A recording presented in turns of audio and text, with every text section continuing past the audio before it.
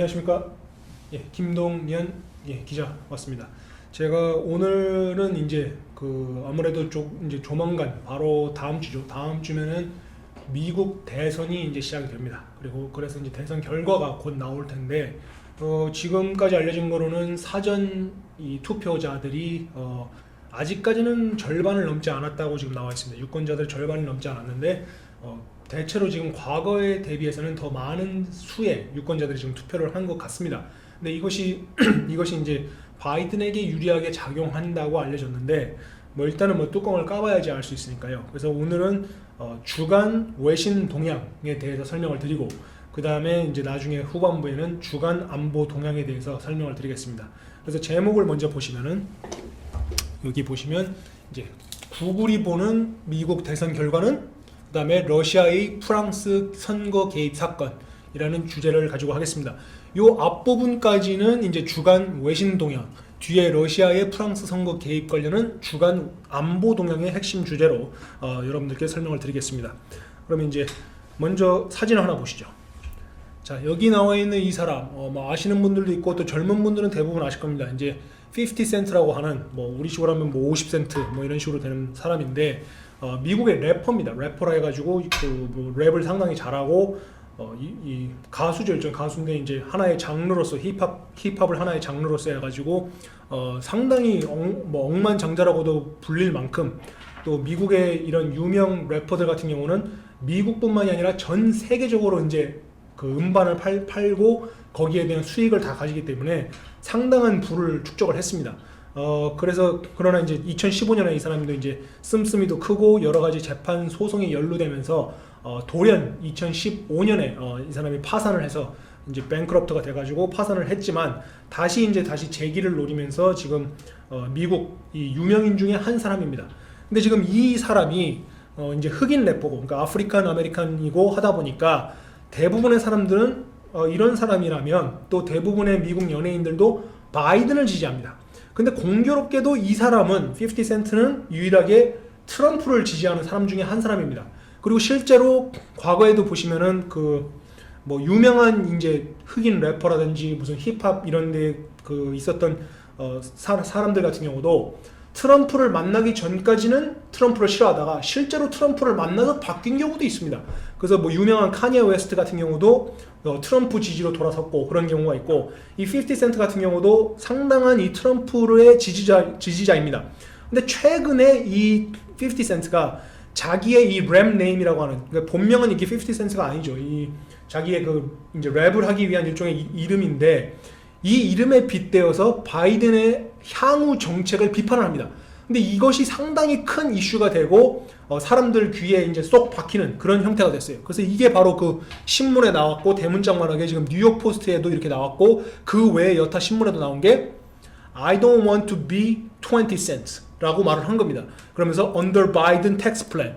그러니까 이게 무슨 말이냐면 제가 말했다시피 이 사람 이름이 50 cent인데 나는 바이든의 세금 정책, 세금 계획 앞에서는 나는 나의 가치가 20센트가 된다. 나는 20센트가 된다. 그러니까 한마디로 그만큼 바이든의 세금 정책이 잘못됐기 때문에 나의 가치가 폭락을 하게 된다. 라는 말을 이제 자기 이름에 빗대서 한 겁니다.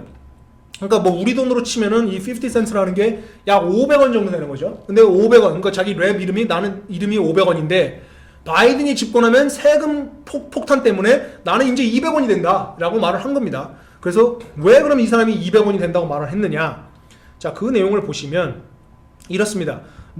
아까 전에도 설명드렸지만 저 50센트는 우리나라에서 유명한 에미넴이라는 래퍼라든지 이 헤드폰 만든 닥터 드레라는 래퍼가 조율을 해서 만든 헤드폰도 상당히 유명하죠. 박태환 선수도 항상 착용했던 그런 헤드폰 만든 그쪽에 있는 같은 크루 멤버 중에 하나였다가 첫 곡을 내자마자 이 사람이 떴습니다. 인다클럽이라는 노래를 내서 첫 곡 내자마자 떠서 엄청나게 유명해지고 영화도 찍고 지금 최근에 책도 내고 했습니다.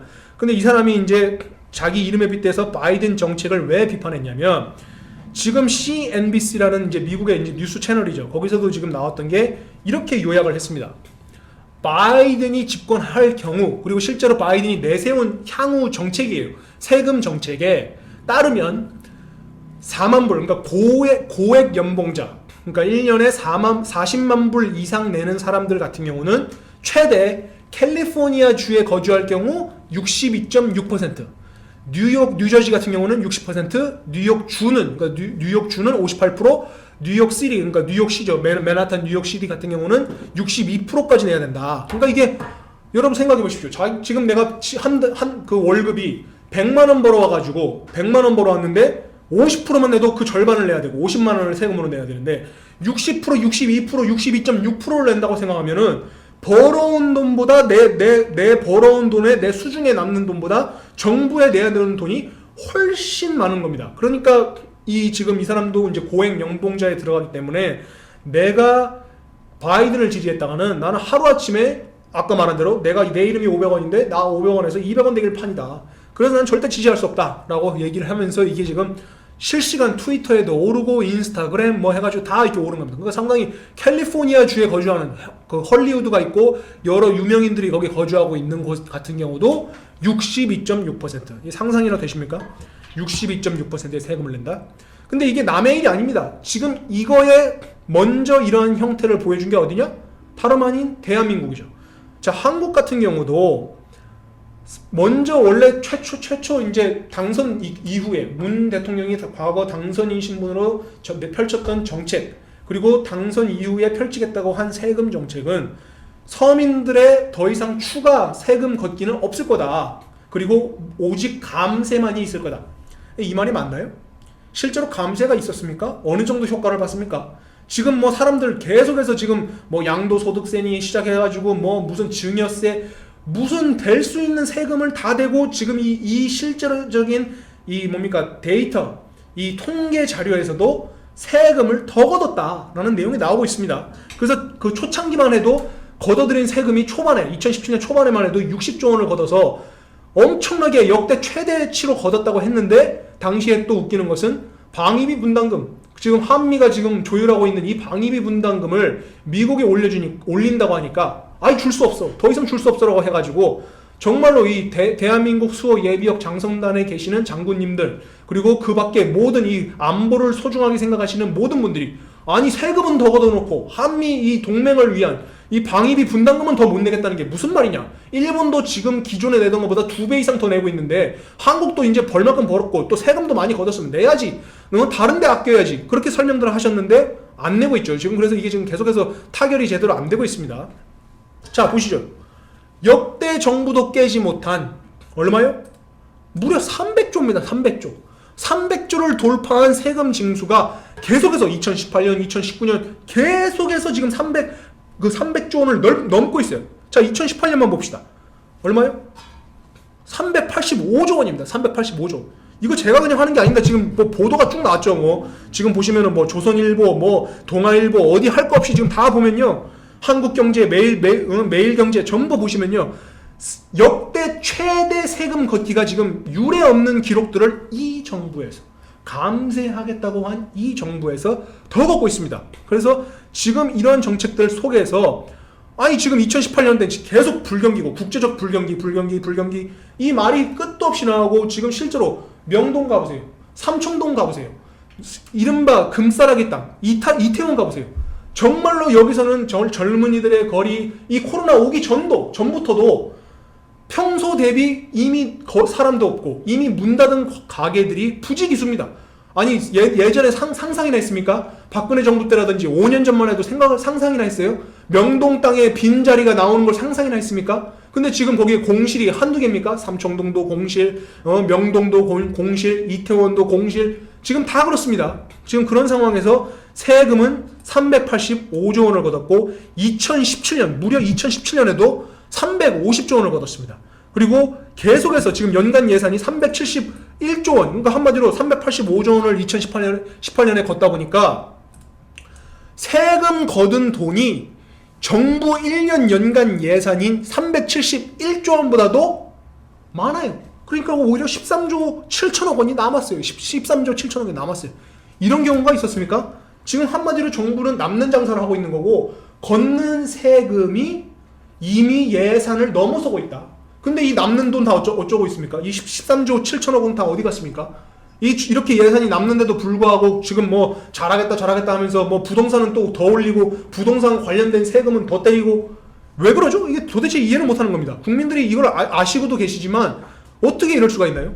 근데 여기다가 한술 더 떠가지고 홍남기 경제부총리 뭐라고 합니까? 자, 이거 나왔죠. 주식 대주주 기준을 하루아침에 10억 원에서 3억 원으로 낮췄어요. 그러니까 한마디로 과거에는 10억 원 보유한 사람은 대주주니까 거기에 관련된 차익의 한 20%가량, 20% 이상을 세금으로 내세요 했는데 이제는 3억 원만 넘어도 대주주야 라고 아예 규명을 해버립니다.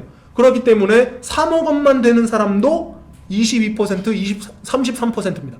그러면서도 이 3억 원도 많다라고 하는데 이른바 개미 투자자들이라고 하는 서민들은 이 3억이 도대체 무슨 기준으로 이게 대주주냐, 이게 정말로 소위 말하는 고액 연봉자냐, 이게 우리가 과연 3억 원이 이게 많은 거냐, 3억 원 가지고 서울시에 살 수 있는 땅도 없고 서울시에 살 수 있는 집도 없는데 이게 어떻게 해서 대주주냐 지금 얘기를 하고 있지만 끝까지 3억 원 밀어붙이겠다. 그래서 향후 3억 원 보유한 사람은 차익의 22에서 33%, 최대 33%를 세금으로 내야 됩니다. 지방세 포함해서 최대 33%까지 이제는 지불해야 될 판이다. 지금 그런 상황이기 때문에 최초의 이 현 정부, 좌익 정부가 들어설 때 국민 감세라고 했던 것은 이게 맞는 말인가요? 국민 감세인데 역대 최대로 300조를 깨요. 300조? 300이라는 단어를 깬 적이 없어요. 300조를 깬 적이 없는데 심지어 385조 원을 갖고 예산보다도 남는 장사를 하고 있다. 13조 7천억 원이 남았다. 그런데도 방위비 분담금 낼 돈은 없습니다. 라는 게 지금 현재 상태다. 그리고 지금 현재 이걸 보면은 이렇게 나왔죠. 국민의힘 추경호 의원실의 자료에 따르면 지금 이 정부 들어오고 나서 법인세, 근로소득세, 종합부동산세, 상속세, 증여세, 재산세, 취득세 7개 항목을 합쳐서 보면은 2017년 137조 2천억 원에서 2019년 162조 1천억 원으로 2년새 18.2%, 24조 9천억 원이 늘어났다. 그러니까 이게 지금 현재 정부가 들어서고 나니까 이런 각종 한마디로 이런 세금 항목들은 실질적으로 서민들에게 뼈에 와닿는 그런 세금들이죠. 이거는 정말로 감세를 오히려 해줘야 되는 항목들인데 오히려 서민 주머니에서 빼간 돈이 18.2% 늘어났다라는 겁니다. 지금 그런 상황이기 때문에 바이든이 지금 이제 추진하겠다는 그 정책은 이제 우리는 이미 겪고 있고 미국 사람들한테는 한국을 보면 답이 나온다. 자, 그 다음에 이제 요번에 두 번째 내용으로 넘어갈 것은, 자, 두 번째 대선 토론을 또 얼마 전에 했죠. 지금 얼마 전에 이제 두 번째 대선 토론을 또 했어요. 근데 이제 뭐 국내에서 이걸 모르시는 분도 계시고 잘 보도도 하지 않고 결과들만 지금 언론에서 보도하는데, 제가 이 주간 외신 동향을 왜 하냐면 국내에서 자꾸 외신 내용을 제대로 공정하게 보도를 안 해요. 그래서 제가 이제 말씀을 드리는데, 자, 요번 대선 토론, 두 번째 토론은 평가가 지금 판이하게 다릅니다.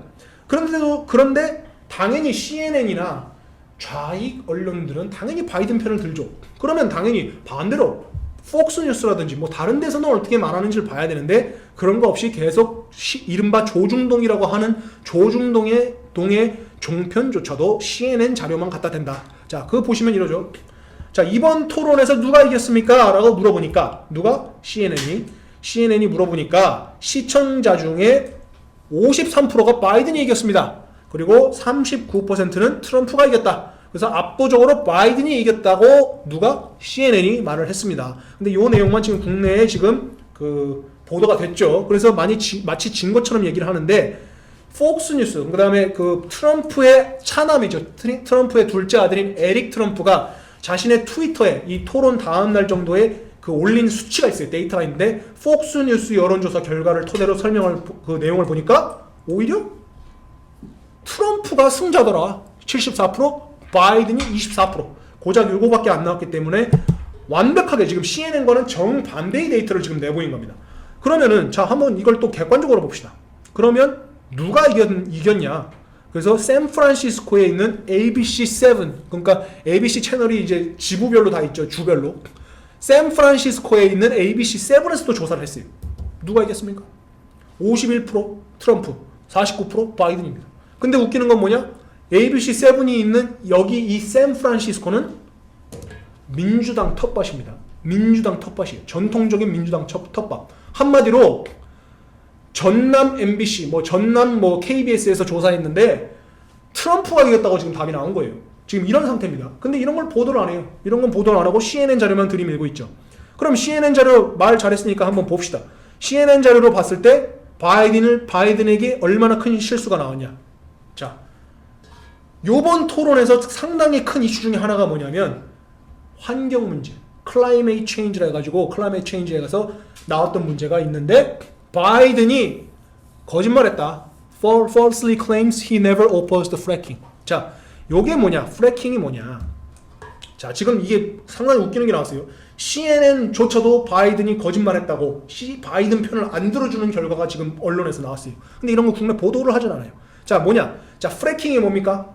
프래킹이 이제 정유 쪽이라든지 원유 이런 거 아시는 분들은 잘 아실 겁니다. 이게 이른바 셰일 가스라고 하는 땅속 아주 깊은 이런 안반 속에 축적되어 있는 가스를 오일을 빼내기 위해서 기름을 빼내기 위해서 쓰는 신종 이 축출 방법이에요. 근데 신종이라고는 하지만 이미 벌써 나온 지 꽤 됐죠. 그래서 미국에서 이걸 주도적으로 이 공법을 사용해 가지고 바위 안에다가 수평으로 이 호스를 가져가서 호스에 엄청나게 강한 수압으로 바위를 뚫고 들어갑니다.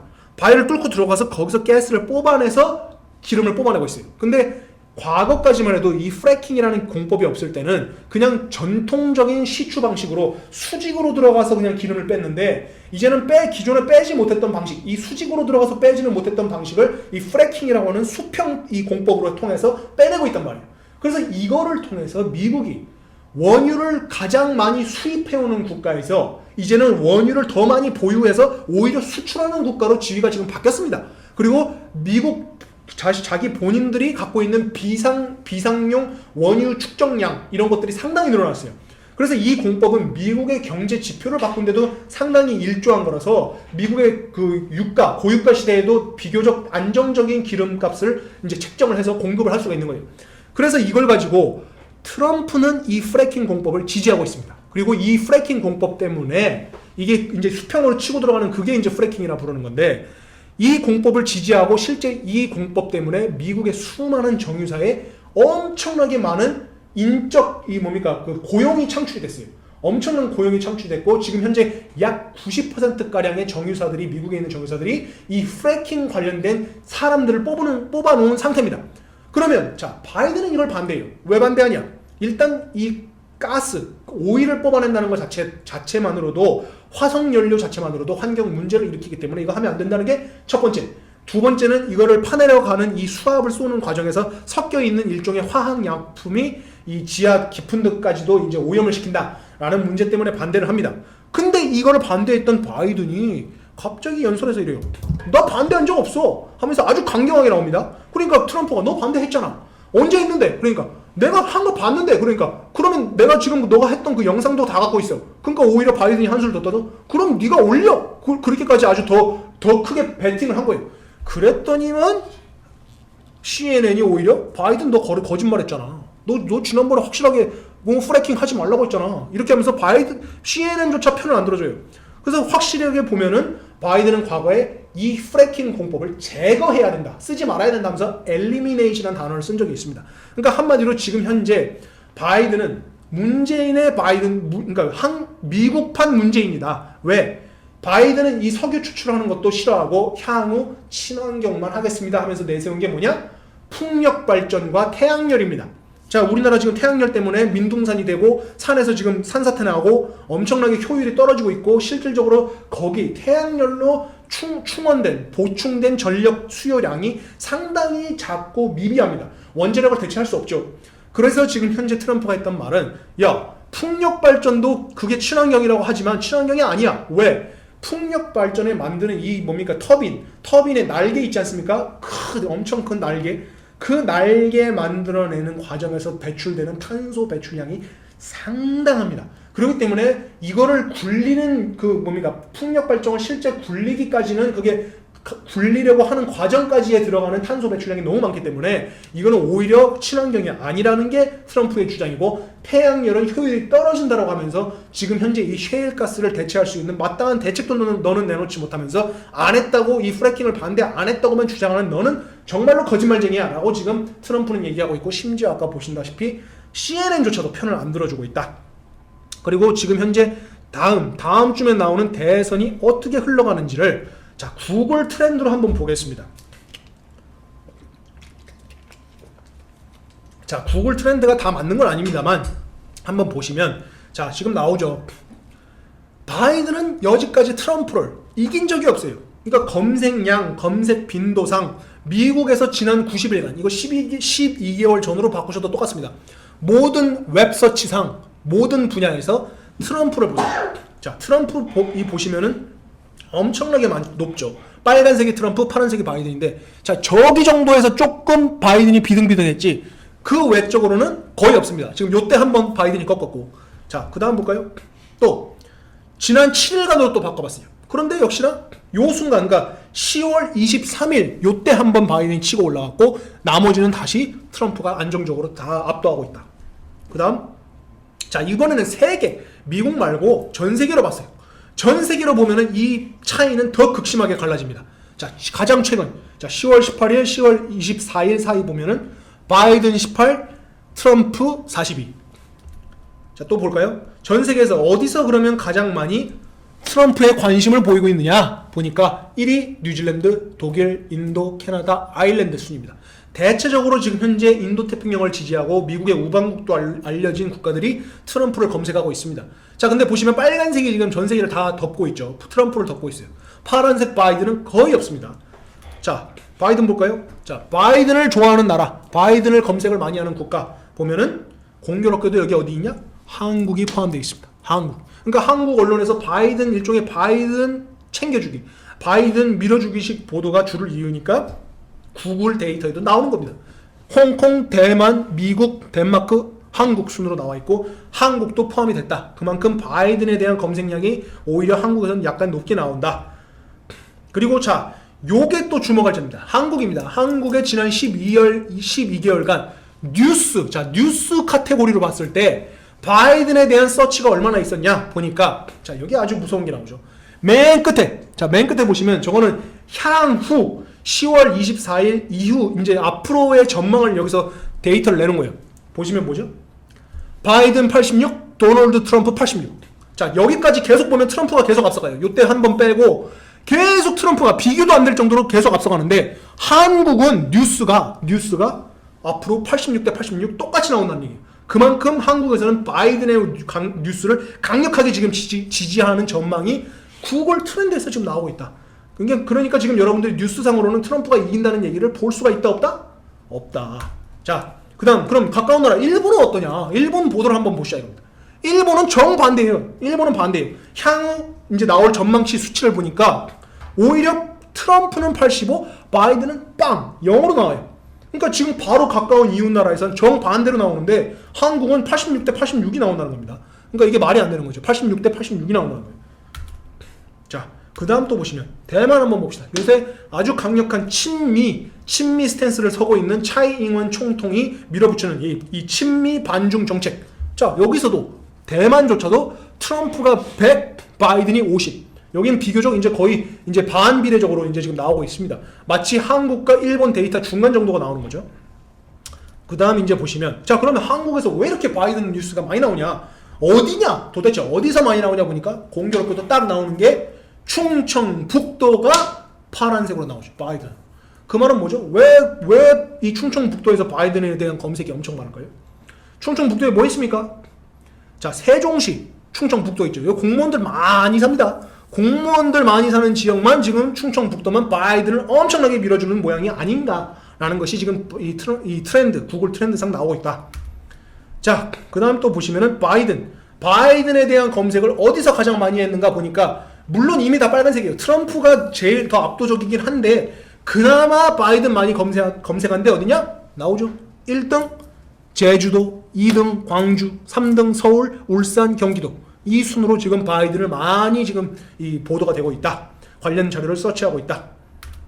자, 그래서 지금 앞으로 보시면은 전반적인 이 행태를 보면은 모든 웹서치에상 트럼프가 압도적으로 이기고 있다라는 게 데이터적으로 나오고 있습니다. 그래서 이 자료가 100% 이거대로 결과가 나온다는 보장은 없습니다만 지금까지 나온 이 데이터랑 그 다음에 과거 대선의 전례상 이게 맞았습니다.